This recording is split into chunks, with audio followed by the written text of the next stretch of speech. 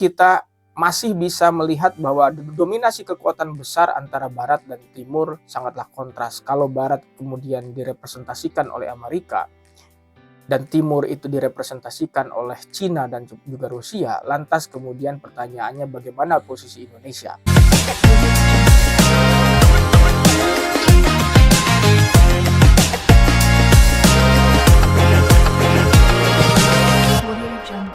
Kondisi geopolitik global di saat hubungan antara Iran dengan Amerika dan Israel yang semakin memanas pasca gagalnya perundingan yang difasilitasi oleh Pakistan di Islamabad. Perundingan yang semula itu menjadi harapan besar semua negara-negara di dunia untuk meredakan konflik antara Iran dengan Amerika dan Israel, tetapi nyatanya itu menemukan jalan buntu.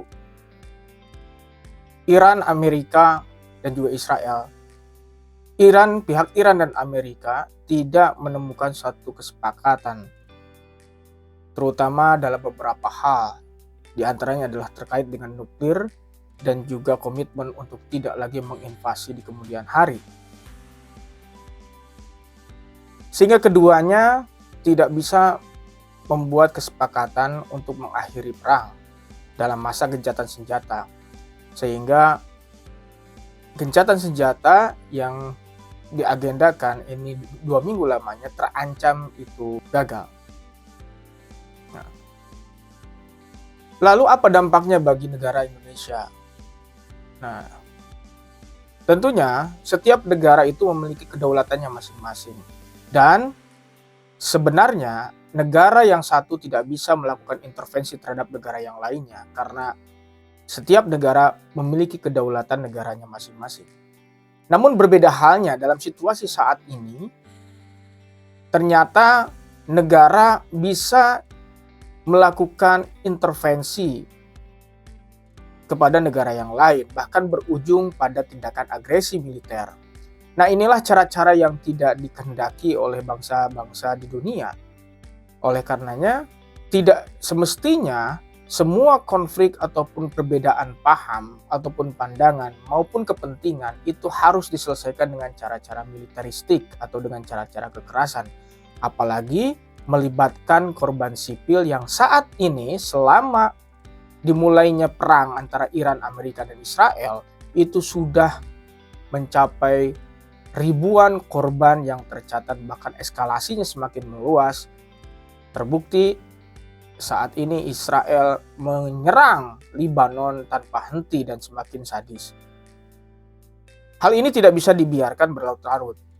Dan semua negara-negara di dunia nampaknya tidak bisa berbuat apa-apa, termasuk organisasi internasional sekelas Perserikatan Bangsa-Bangsa, hanya bisa mengecam, dan mengecam, tetapi tidak berdampak apapun, apalagi sampai menghentikan agresi militer yang dilakukan oleh masing-masing negara tersebut.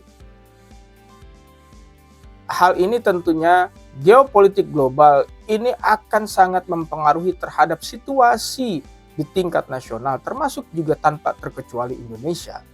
Indonesia saat ini dituntut untuk berpikir keras dan juga cerdas bagaimana memosisikan dirinya agar kepentingan nasional tetap harus menjadi prioritas utama. Agar kepentingan masyarakat itu tetap terpenuhi, tetap aman di tengah situasi konflik semacam ini. Tentu kita tidak bisa untuk berdiam diri, tentu kita tidak bisa pasif, tetapi kita harus aktif bagaimana memposisikan diri dalam situasi konflik yang semakin memanas saat ini. Hari ini di era yang sangat multipolar semacam ini, kita masih bisa melihat bahwa dominasi kekuatan besar antara Barat dan Timur sangatlah kontras. Kalau Barat kemudian direpresentasikan oleh Amerika dan Timur itu direpresentasikan oleh Cina dan juga Rusia, lantas kemudian pertanyaannya bagaimana posisi Indonesia? Setelah kontroversi yang muncul pasca Indonesia bergabung dalam satu badan yang disebut dengan Board of Peace dan menimbulkan kontroversi, akhir-akhir ini pemerintah Indonesia melakukan konsolidasi terus-terusan dengan berbagai negara, baik itu di blok barat maupun blok timur. Dan pada saat yang sama, pasca gagalnya perundingan antara Iran dan juga Amerika, ternyata Indonesia pun mengambil langkah-langkah strategis. Antara lain adalah bertemu dengan pejabat Amerika seperti halnya misalnya Menteri Perang Amerika di tanggal 14 April ini, ya, untuk membincang terkait dengan kerjasama militer. Pada saat yang sama pula, Presiden kemudian berkunjung ke Istana Kremlin menemui Presiden Vladimir Putin untuk membicarakan hal yang strategis. Upaya-upaya itu dianggap menjadi hal yang strategis bagi pemerintahan Indonesia. Tapi yang jelas bahwa kita harus berpikir ke depan bagaimana mengamankan kepentingan nasional ini di tengah situasi geopolitik yang semakin tidak menentu ini. Akar masalahnya kita mengetahui sendiri bahwa akar persoalan dari semua ini yang menjadi kunci daripada perang ini sebetulnya adalah perebutan sektor atau sumber daya energi. Sehingga hal inilah yang dimanfaatkan oleh Iran salah satunya sebagai salah satu strategi kunci, yaitu bagaimana Iran bisa menguasai Selat Hormuz, di mana Selat Hormuz ini menjadi sumber pasokan energi di seluruh dunia, dan dunia terbukti semuanya menjerit. Sehingga menimbulkan efek domino yang cukup luas ke seluruh penjuru dunia.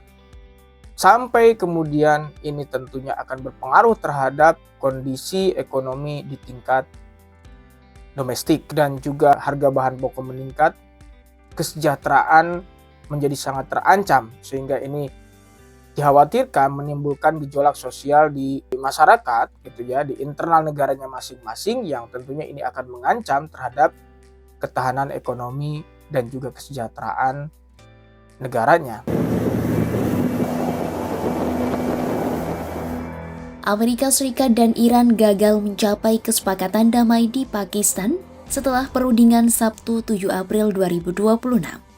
Washington lalu berencana untuk memberlakukan blokade laut di Selat Hormuz. Rencana ini menandai eskalasi baru dalam konflik Amerika Serikat dengan Iran. Presiden Amerika Serikat Donald Trump menyatakan negeri Paman Sam akan mulai memblokade setiap kapal yang mencoba masuk atau keluar dari Selat Hormuz. Hal ini yang dimanfaatkan oleh Iran, sehingga Amerika kemudian berinisiatif untuk memblokade jalur masuk maupun keluar Selat Hormuz. Apakah itu suatu hal yang tepat atau justru menambah eskalasi konflik yang begitu runcing dan juga lebih rumit? Tentu kita tidak berharap ya ke depan ini situasi akan semakin lebih buruk. Tapi yang jelas, aktif ataupun tidak, kondisi di tingkat global ini akan berpengaruh terhadap situasi di tingkat nasional. Oleh karenanya, ada 3 strategi yang semestinya dilakukan oleh bangsa atau negara Indonesia. Salah satunya adalah penguatan kedaulatan substantif. Artinya bahwa kita tidak hanya lagi bicara soal kedaulatan dalam artian yang tekstual ataupun normatif. Konstitusi kita memang sudah mengatur bahwa kedaulatan negara ada di tangan rakyat.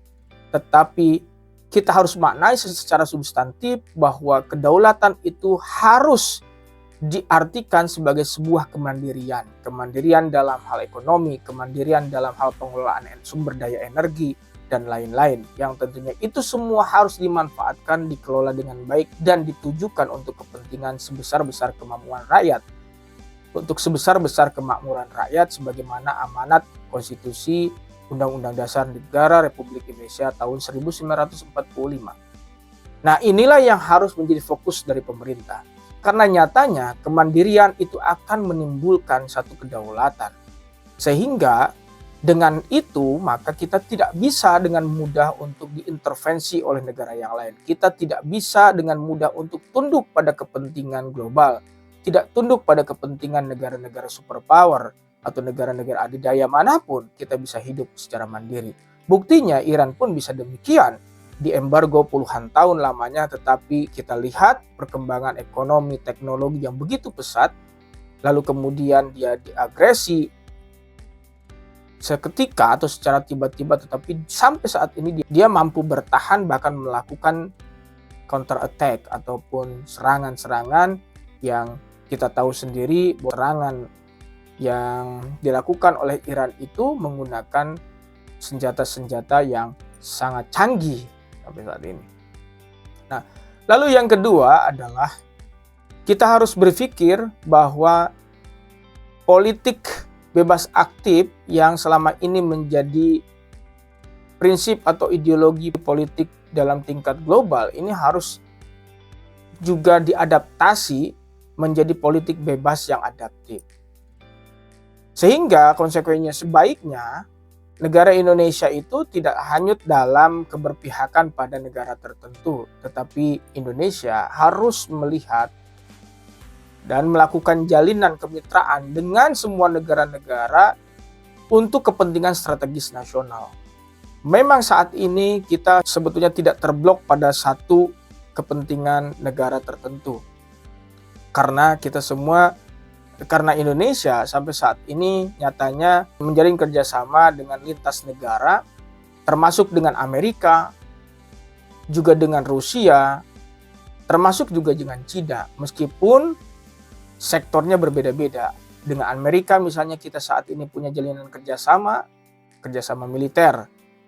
Dan saat ini pun Menteri Pertahanan tengah melakukan kunjungan ataupun kerjasama dengan pihak kementerian dengan Peter Hegseth, dengan Peter Hegseth di Menteri Perang.